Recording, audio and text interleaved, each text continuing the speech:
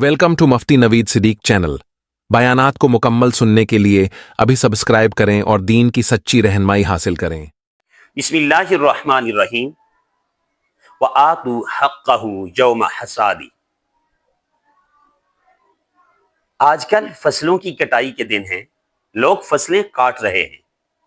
बिलखसूस गंदम की फसल उरूज पर है। लोग कटाई कर रहे हैं।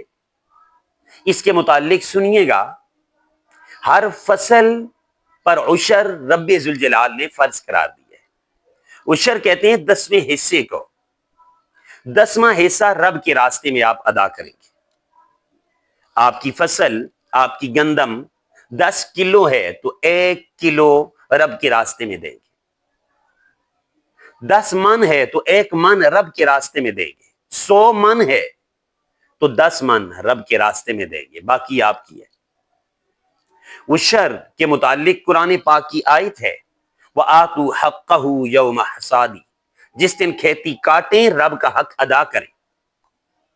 बहुत सारे लोगों का यह तसव्वुर है, हमारी खेती हमारी मर्जी।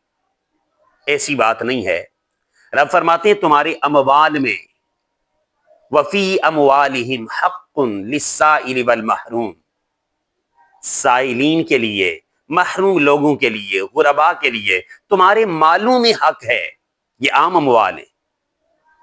और उशर, ये आपकी हर फसल, चाहे कोई भी फसल आप बोएंगे, उसका 10वां हिस्सा रब के रास्ते में देंगे। हर 10वां दाना ये उशर है और ये कुल माल में से देंगे। बाज लोगों का यह है कि वो पहले इखराजात को मिन्हा करते हैं, निकालते हैं।